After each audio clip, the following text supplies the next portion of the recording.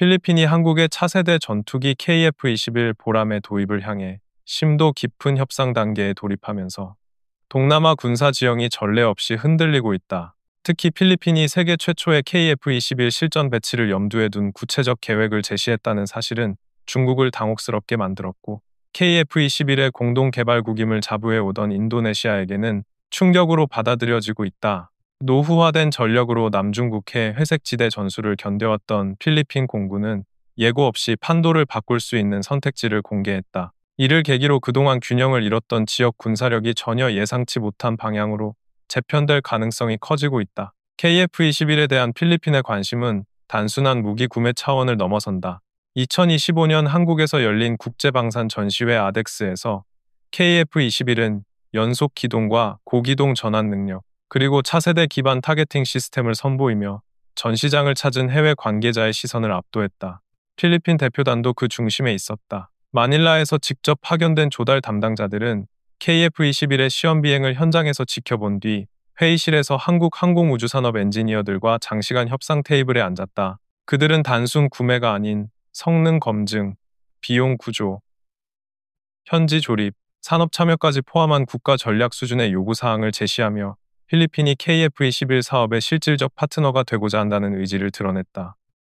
필리핀 내부에서는 KF-21이 내년 마닐라에서 열리는 에이다스에서 실제 비행기체로 등장할 수 있다는 전망이 나오자 기대감이 폭발적으로 높아지고 있다. 특히 내년 상반기에 양산 1호기가 출고될 예정이라는 소식은 필리핀이 그 실물을 직접 확인할 수 있다는 의미이기에 더 큰 파장을 낳았다. 필리핀 군사 전문 채널은 한국이 KF-21을 국제 무대에 본격 배치하기 위한 초기 시험 시장으로 필리핀을 선정한 것으로 보인다며, 이 움직임이 필리핀 공군에 어떤 전략적 의미를 갖는지 연속 분석을 내놓고 있다. 하지만 KF-21이 실제로 내년 마닐라로 이동하기 위해서는 상당한 난제가 존재한다. 두 나라 사이의 거리는 약 2,400km로 KF-21의 단독 비행 한계에 가깝고, 안전한 이동을 위해서는 아직 극히 적은 수량만 존재하는 복자형이 필요하다. 또한 공중급유를 위해서는 KC-330과의 연동이 필수이며, 새로 생산된 초기 양산 기체가 기체 결함이나 악천 후 일정 차질을 겪지 않도록 철저한 관리가 요구된다. 한국 방산업계 관계자들은 초기 양산기를 해외 전시회에 투입하는 부담이 결코 가볍지 않다는 점을 강조한다. 그럼에도 불구하고 한국과 필리핀 모두 이 전투기를 마닐라에 선보이려는 의지가 강해 가능성은 여전히 열려 있다. 필리핀이 이렇게 서둘러 KF-21을 도입하려는 이유는 명확하다. 바로 중국 때문이다. 중국의 언론에서는 한국산 차세대 전투기가 필리핀에 강한 인상을 남겼으며, 이는 군사협상의 토대가 되었다고 평가하면서도 필리핀이 KF-21을 확보할 경우 남중국해에서 중국의 강압적 전개를 억제할 수 있는 첫 실질적 전력이라고 지적했다. 필리핀 공군은 이미 FA-50을 운용 중이며 미국 F-16 운용 체계에 적응해 있어 서방식 항전 시스템에 익숙하다. 여기에 KF-21이 추가된다면 중국과의 공중 교전에서 필리핀이 역사상 처음으로 공중 우세를 확보할 가능성이 제기되고 있다.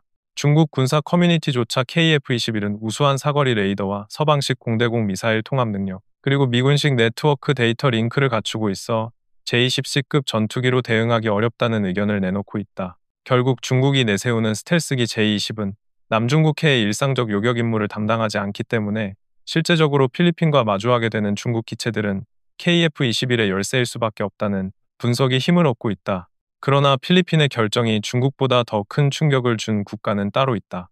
바로 인도네시아다. 인도네시아는 2018년부터 KF-21 공동 개발국으로서 기술 이전과 현지 생산, 그리고 유지 보수까지 가능한 정비센터를 자국에 설립하는 구상을 추진해왔다.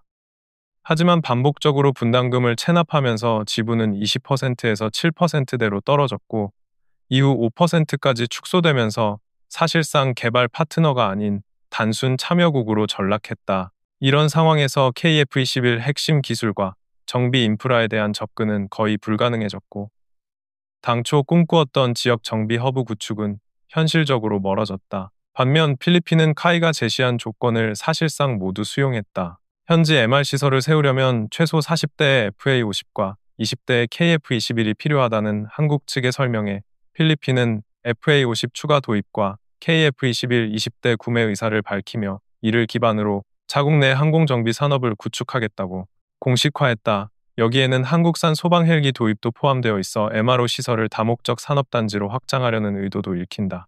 결국 인도네시아가 꿈꿨던 동남아 정비 허브의 주도권이 필리핀으로 넘어갈 가능성이 커지자 인도네시아 군사계는 충격을 감추지 못하고 있다. 심지어 만약 인도네시아가 KF-21을 도입하더라도 정비를 받기 위해 필리핀에 의존해야 하는 상황까지 올 수 있다는 전망까지 나오고 있다. 필리핀의 항공 엔지니어 양성부터 고급 일자리 수백 개 창출에 이르기까지 산업적 파급 효과는 인도네시아가 애초에 바라던 장기 전략의 핵심이었다. KF-21의 해외 확장은 필리핀에만 국한되지 않는다. 최근 이집트 방산 전시회에서도 KF-21과 FA-50이 발표되며 큰 관심을 모았다. 이집트는 이미 FA-50 도입 협상이 마무리 단계에 와 있으며 초기 36대에서 최대 100대까지 확대될 수 있다는 관측까지 나오고 있다. 이집트는 기존에 사용하던 중국산 훈련기들의 장비 업그레이드와 부품 공급에 어려움을 겪고 있었고, 이를 완전히 탈피하기 위해 FA-50을 선택한 것으로 보인다. 이 과정을 통해 이집트 현지에서 FA-50을 조립하게 되면 자연스럽게 KF-21 도입 가능성도 열린다는 평가가 이어진다. 더욱 흥미로운 점은 이집트가 중국산 J-10C 도입 계획을 돌연 취소하고 값싼 무인기 중심의 전략으로 선회한 점이다. 이를 두고 중국산 전투기가 한국산 전투기와의 경쟁에서 밀려나고 있다는 분석까지 나온다. 또한 한국과 아랍에미리트의 KF-21 관련 대규모 협력 체결 소식은 중국 내부에서도 논란을 불러일으켰다. 중국 매체는 이 협력이 세계 전략 환경에 중대한 영향을 미치며 한국을 미국, 러시아, 프랑스 등 주요 무기 수출국과 어깨를 나란히 할 수준으로 끌어올릴 것이라고 평가했다. 그러나 동시에 KF-21의 핵심 부품인 엔진이 미국산이라는 점을 반복적으로 언급하며 한국이 독자 노선을 걷기 어렵다는 뉘앙스를 남겼다. 중국 특유의 견제가 담긴 셈이다. 흥미로운 것은 불과 열흘 뒤 중국 매체가 한국이 KF-21 국산 엔진 개발을 위해 특별 기관을 설립했다는 소식을 다시 보도했다는 점이다. 이는 결국 중국 스스로 미국 의존 구조를 문제 삼았던 제기점을 한국이 실제로 해결하려 한다는 점을 확인해준 셈이며 중국 방산계도 더 이상 KF-21을 과소평가하기 어렵다는 분위기가 형성되고 있음을 보여준다. KF-21을 둘러싼 국제 정세는 이제 단순히 차세대 전투기의 개발 경쟁을 넘어 국가 전략과 지역 안보 균형을 재편하는 핵심 축으로 부상했다. 필리핀의 결단은 중국의 영향력을 처음으로 실질적으로 제어할 수 있는 전력을 확보하려는 움직임이며 인도네시아의 당혹감은 전략적 선택의 결과가 얼마나 무겁게 돌아오는지를 보여준다. 여기에 이집트와 아랍에미리트까지 한국산 전투기를 통해 기존 질서를 벗어나려는 조짐을 보이면서 KF-21은 아시아와 중동 아프리카를 관통하는 새로운 군사축의 중심으로 자리 잡아가고 있다.